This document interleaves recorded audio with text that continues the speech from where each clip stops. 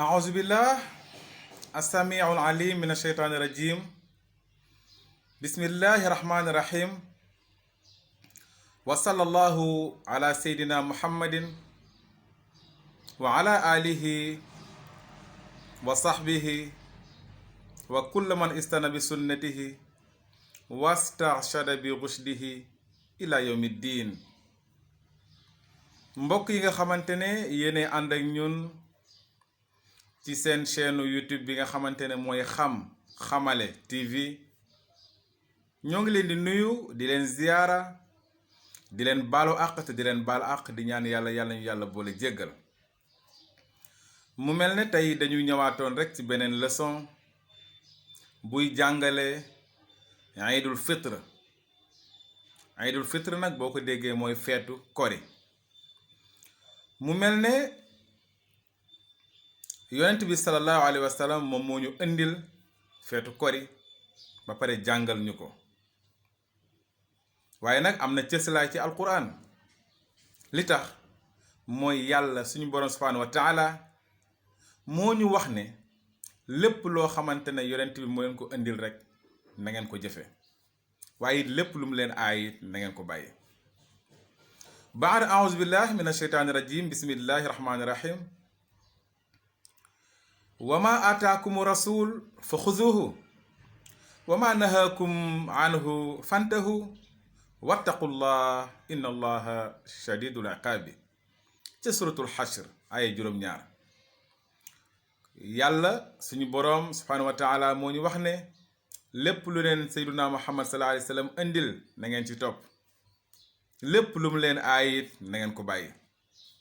waaw te ngeen ragal yàlla nag maanaam da ngeen bàyyi xel seen borom ndax inna allaha shadidul iqab yàlla dafa am punition.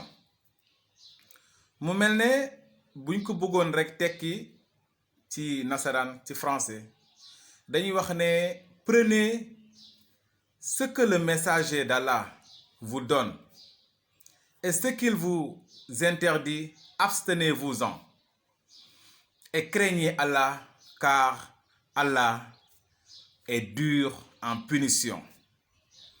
mu mel ne li ma wax ci arab wala li ma wax ci aya alquran bi rek moom laa jéem a indi noonu en français mooy yàlla daal suñu borom subhanahu wa taala daf ñu wax ne yonent bi sallallahu alayhi wa sallam daal lu mu leen indil na ngeen ci jàpp lépp loo xamante ne nag aaye na leen ko na ngeen ko bàyyi te ngeen ragal yàlla ndax yàlla kat dafa am punition dafa am mbugal te mbugalam kat dafa metti dafa tar yàlla nañu ëmb mbugalu suñu borom yàlla nañu ëmb. moo tax ñu bëgg a waxtaan rek ci falsafa Aïdul Fitr mooy philosophie bi lan moo ko tax a ñëw. xam nga yonent bi sallallahu alayhi wa sallam bi mu gàddaayee jóge makkatal mukarram dem madinatul munawwar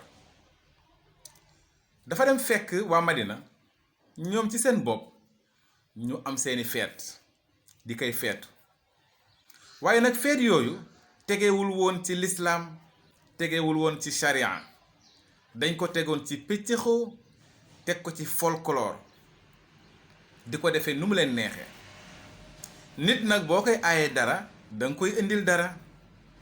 gis ngeen xikma bi nekk ci feet bi yonent bi sallallahu alayhi wa sallam indil leen feetu kori feet boo xamante ni da ngay dem julli ji ñaari rakka ca bërëb ba nga xamante ne fa ngeen tànn pour jullee fa ca bayal ba. gis nga di ngeen fa def ay taxmidaat di ngeen fa def ay takbiraat di ngeen fa def ay tasbihaat. gis ngeen yooyu yëpp delluwaat ci sunna maanaam di ngeen fa def ay azkar bu ngeen paree ku nekk saafwante ak sa morom bu ngeen paree ku nekk baalu ak sa morom bu ngeen paree ngeen dem kër ga nag def affaire fayeen ak ngomeen ak seeneen maanaam teg lekk gi lekk ba suur naan ba màndi wane ne tey mooy premier jour ci weeru shawal. moo tax jour boobu sax woor ko dafa xaram yonent bi sallallahu alayhi wa sallam da koo tere kenn du woor ci bis boobu parce que feet la il faut ngeen bëgg foo ngeen lekk ba suur naan ba màndi sunna la sax ci bala ngay dem ci bërëb ba nga xamante ne moom ngay jullee nga lekk dara waaw nga mos dara bala ngay dem pour wane na rek ne yow wóoruloo tey. mu mel ne aussi fête bi dafa am lu ci nekk nag lu am solo muy li ñuy tuddee zakatul fitr. zakatul fitr moom la ñuy wax azakay muurum koor. julli ñi nag pas des fois dañ koy fàtte. li leen di animé mooy sol bu bees, li leen di animé mooy ginaar yeeg lekk geeg pombiteer yeeg soble yeeg ñoom seen, ba fàtte ne kat dañoo war a génne li ñuy tuddee azakay muurum koor. xam nga yonent bi sallallahu alayhi wa sallam da cee wax lu am solo. ñu jëlee ko ci ibnu abbas an ibnu abbas radiyallahu anhu qaal farada rasulullahi sallallahu alayhi wa sallam zakatul fitri tuhratun lissaimi min allaghwi wa rafathi wa tu'matun lil masakini man adaha qabla salati fa hiya zakatun maqbulatun wa man adaha ba'da salati fa hiya sadaqatun min as-sadaqati akhrajahu Abu Dawud. Le prophète Mohammed, paix et salut sur lui, a prescrit l'impôt de la rupture du jeûne comme une purification pour celui qui a jeûné de toute parole futile et de tout propos obscène. C'est également une nourriture pour les nécessiteux. Celui qui s'est acquitté avant la prière, c'est un impôt acquitté. Celui qui s'en est acquitté après la prière, ce n'est là qu'une aumône comme n'importe quelle autre aumône. Gis nga yonent bi sallallahu alayhi wa sallam daf ñu jàngal foofu ne zakatul fitr azakay muurum koor solo gi mu am mooy dafay laabal sa koor. mën na am waxoon nga loo xamante ne tegginuwul, wala nga wax mbóosóor, wala nga saaga, wala nga def naka sudul noonu, wala nga def foo wala caaxaan ci biir koor gi.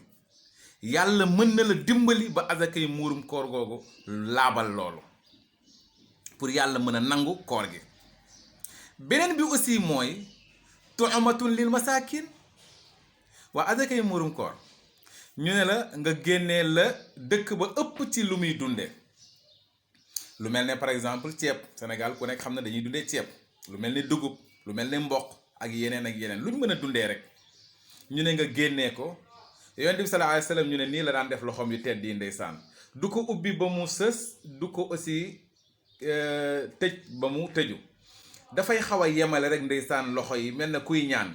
bu tibbee benn, tibb ñaar, tibb ñett, tibb ñeent, ñu ne loolu moom mooy li nga xamante ne moom la képp ku nekk war a génne.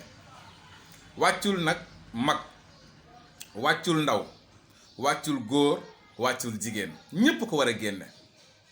boroom kër gi na ko génneel soxnaam, ay soxnaam, génneel ko ay njabootam.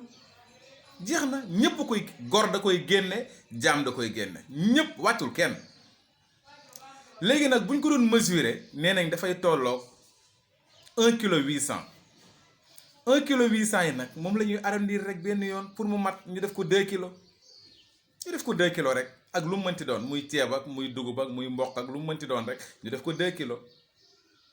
ñu ne it bul jël prix bi nga xamante ne moom moo gën a suufe, bul jël prix bi nga xamante ne moom moo gën a kawe, da ngay jël rek bi ñu nekk ci diggante bi bu fekkee da nga koo bëgg a génne xaalis.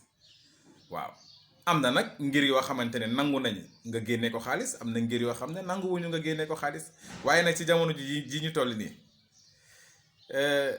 Mamadou Diagne Diouf amul, ñu indil ko ñaari paanu ceeb wala ñetti paanu ceeb azakay muurum koor, nu mu koy def te amul dara, day toog rek di xool ceeb bi lu mu koy def. te dañoo bëgg jour boobu taawun am, mooy solidarité, ku nekk jàppale sa morom, ku nekk yëg ne bëgg nga ci jour boobu, bëggal nga say njaboot ndax dangaa woor ba koor gi jeex. kon kay li gën kay mooy ci li ma jàpp mooy nga jox ko xaalis, convertir ko. xoolal kilo ceeb ñaata lay jar, nga daal di jël njëgu 2 kilo génnee ko pour yow la sa soxna, sa ñetti doom, nga génneel sa bopp, génneel soxna, génneel sa ñetti doom, dem xool koo xamante ne soxla na ko, c'est une nécessité, nga jox ko pour moom it mu mën a dem jëndi ginaar, jënd pombiteer, jëndi soble, jëndi diw, jëndi la cay ànd yëpp daal di def feet comme yow bégal njabootam, wàññiwul dara. waaye nag ah dañuy wax ne daal lu ëpp ca dëkk ba la ñuy dunde loolu ngay génnee waaw. mais nag ah ci jamono ji ñu toll nii wax dëgg yàlla jàpp naa ne farata la ci bu fekkente ne c'est possible nga génne ko ci xaalis waaw. ndax yonent bi sallallahu alayhi wasallam moom ci tàndarma la ko daan génnee ndax jamono jooju ñoom tàndarma lañ daan dunde lu ëpp ci jamono jooju moo tax moom loolu la ko daan génnee. mu mel ne feetu kori dafa nekk feet boo xamante ne mën nañ cee jaamu yàlla waaw mën nañ cee jaamu yàlla. ren nag dafa am lu mu tombeel mooy lu ñuy tuddee coronavirus mu nekk benn pandémie boo xamante ne jaaxal na àddina bi ba indi ay crise ñu naan toog leen seen kër yeeg yu demee noonu. képp koo xamante ne nag bëgg ngaa dem ziyaara ji nit ndax ci ziyaara yi ci la bokk ci sunna bi la bokk dem ziyaara ji sa mbokk ziyaara ji sa am di jàmm mën nañ ko remplacer léegi par téléphone ne serait-ce qu'un coup de fil nga woo sa mbokk ziyaar ko baalu ko àq ñaanal ko doy na dina mën a remplacer dox ba nga waroon a dox dem ziyaara ji ko. ñi nga xamante ne nag sasoo ngeen kër mën nga dem rek egg rek ca buntu kër ga rek ziyaar leen lu war a mën a nekk la. waaye nag ñu xam rek ne dañu nekk ci benn période boo xamante ne tabaarakallahu bu ñu sañoon daal ah ku nekk rek jéem a toog sa kër waaw. ndax di nga dem ci kër nit sax mu lay xool bëtu loo fiy wut day am souvent di nga dem ci kër nit mu lay xool bëtu loo fiy wut restez chez vous tabaarakallahu muy leçon bu am solo nañ ko bàyyi xel surtout cadre taawun bi cadre entraide bi dimbalante bi ko mën a dimbali ci azakay muurum koor na nga ko dimbali ndax dañoo toll ci période boo xam ne période bu xaw a doy waar la. période bu xaw a metti la nañ jàppalante ay jullit dañuy jàppalante wa taawanu alal birri wa taqwa wala taawanu alal ism wal udwan waaw suñu borom moo ko jàngale ci alquran dee leen dimbalante ci ragal yàlla ak mbaax waaw ci mbaax ak ragal yàlla waaye bu leen dimbalante mukk ci noonoo ak mooy yàlla. kon dafa mel ne loolu moo nekkoon leçon tey bi tabaarakallahu lépp lu ci jóg nañ ko sante suñu borom lépp loo xamante ne aussi dëng na ci ngeen jéggal ñu ko xam ne benn mbokku taalibe rek moo toogoon fii bu ñuy wax Mamadou Diagne Diouf nekk seen xarit nekk seen wëllëre tabaarakallahu di ñaan yàlla lépp lu ñu fi wax rek yàlla nañu jariñ. asalaamualeykum wa rahmatullahi taala wa barakatuhu. subhaana rabbika rabbil izzati amma yasifuuna wa salaamun ala al mursalina walhamdulillahi rabbil alamin.